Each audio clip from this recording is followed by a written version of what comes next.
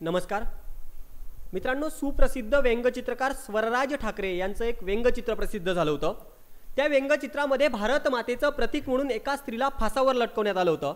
मला वाटतं ती भारत माता म्हणजे या देशातली सर्वसामान्य बाई आहे, जिला आधी रूढी प्रथा परंपरांच्या पाशानं कचकून आवडलं जातं। मग स्वामिनी, गृहिणी, बेगम अशा गोंडस बेड्यांनी तिचं अस्तित्व जेरबंद केलं जातं। मग तिला स्वतःच्याच अंगावर ओढून घ्यावी लागते साडी, पदर, बुरखा, स्वतःचं तथाकथित सेक्शुअल ऑब्जेक्ट झाकण्यासाठी। आणि जर का धरला समजा तिनं स्वातंत्र्याचा आग्रह, तर मात्र काढले जातात फतवे त्या त्या धर्माच्या न्यायालयातून, त्या त्या धर्मगुरूंकडून। मग शिक्षेच्या नावावर शिक्षणबंदीच्या चापकानं तिचं कातळं सोललं जातं, धार्मिक ॲसिड तिच्या अंगावर फेकलं जातं, मासिक पाळीचं कारण देऊन समाजातून तिला तळीपार देखील केलं जातं। आणि समजा जर का बचावलीच ती आपला म्हणून, तर मात्र ज्याप्रमाणे ज्यू लोकांना डांबूर मारलं होतं ना हिटलरनं गॅस चेंबरमध्ये, अगदी त्याचप्रमाणे तिचंच अस्तित्व संपवण्यासाठी तिच्याच घरामध्ये तिला सुद्धा संस्कृती नावाचं स्लो सायनाइड दिलं जातं। आणि तिला तिची जाणीव सुद्धा होत नाही। ती जाणीव करून देण्यासाठी नेमका तुमच्या समोर विषय बोलतोय, संस्कृती स्लो सायनाइड आहे बायांसाठी। मित्रांनो, मानवी भाव, भावना, आकांक्षा, विचार यांना अंकित करणारा हा समाजच या सायनाइडची निर्मिती करत असतो। म्हणजे डॉक्टरांनी नुसतं सांगितलं की मुलगी झाली रे असं म्हणता क्षणी तिनं काय खावं, काय प्यावं, काय घालावं, काय घालू नये, कुणा सोबत जगावं आणि कुणा सोबत मरावं, असे कित्येक प्रकारचे संस्कृतीचे फरमानच इथं जाहीर केले जातात। मग त्यावेळेस तिला जन्मता मारलं जातं असं नाही, तर अक्षरशः मरेपर्यंत मारण्याचं काम ज्यावेळेस संस्कृती करू पाहते, त्यावेळेस संस्कृती ही स्लो सायनाइड ठरत असते। मग ज्या भारतीय सभ्यतेची आणि संस्कृतीची पताका स्वामी विवेकानंदांनी शिकागो धर्म परिषदेमध्ये मोठ्या डौलाने फडकवली होती ना, त्या शिकागो विद्यापीठाची मिशेल कॉक्स नावाची विद्यार्थिनी भारतात येते। तिने एक पुस्तक लिहिलंय, India the story you never want to hear नावाचं। त्या पुस्तकातून ती म्हणते की भारत हा देश महिलांसाठी संस्कृतीच्या नावावर नरक बनलेला आहे। तर ताराबाई शिंदे त्यांच्या स्त्री पुरुष तुलना नावाच्या ग्रंथातून म्हणतात की बायांना संस्कृतीमुळे गृहबंदी शाळेतील कैदी म्हणूनच जगावं लागत असतं। पण तुम्ही विचार करा, जी बाई सर्वशक्तिमान आहे, जी बाई सृजनकर्ती आहे, त्या बाईला संस्कृतीला बळी का ठरावं लागत असेल? याला कारण असं आहे, हे समजून घेण्यासाठी आम्हाला स्त्री आणि बाई यातला मूलभूत फरक समजून घेणं गरजेचं आहे। स्त्री ही एक सांकल्पनिक संज्ञा आहे, पण बाई मात्र पारंपरिक संज्ञा आहे।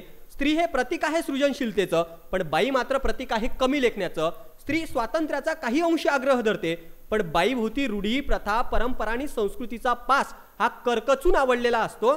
आणि म्हणून स्त्रीवादाचं बायबल लिहिणाऱ्या सीमांदी बोआर यांनी द सेकंड सेक्स मधून असं म्हटलं होतं की बाई जन्मत नाही, तर बाई समाजामध्ये घडवली जात असते।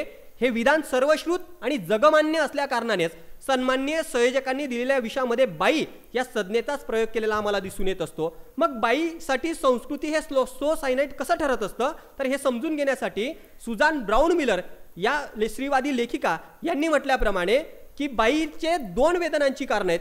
पहिलं म्हणजे भूमिकाभंग आणि दुसरं म्हणजे औचित्यभंग। त्यातल्या भूमिकाभंगामध्ये अमृता प्रीतम म्हणतात त्याप्रमाणे की बाई एखाद्या कणकेच्या गोळ्यासारखी असते। म्हणजे जर का तुम्ही तिला घरात ठेवाल तर उंदरं करतडतात, आणि जर का बाहेर ठेवाल तर मात्र कावळ्या टोचकण्या मारल्याशिवाय राहत नाही। ज्यावेळेस समाजामध्ये तिची अशी अवस्था केली जाते, त्यावेळेस सामाजिक निर्बंध कमी होताना आम्हाला दिसून येत असतात।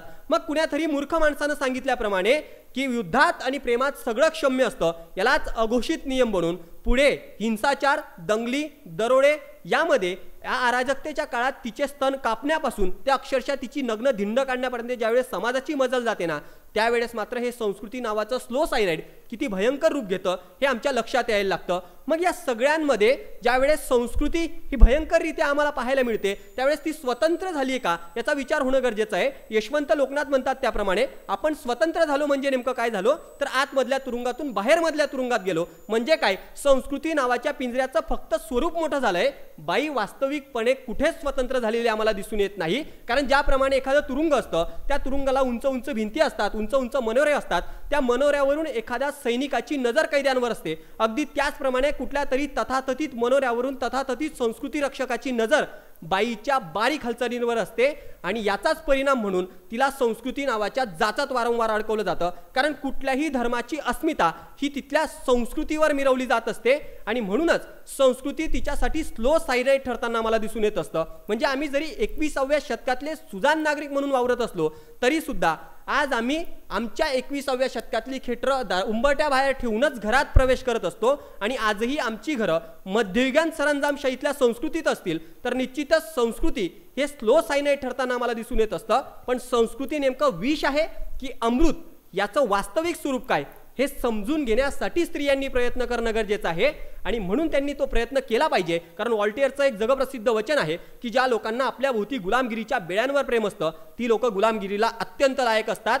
म्हणून संस्कृती काय हे समजून घेण्याचा आग्रह आज महिलांनी धरणं गरजेचं आहे. यांच्याविषयी काय बोलावं ज्यांच्या पोटी मी जन्मलो आणि जिच्यातच मला विलीन व्हायचंय. म्हणून थांबतो. मनपूर्वक धन्यवाद.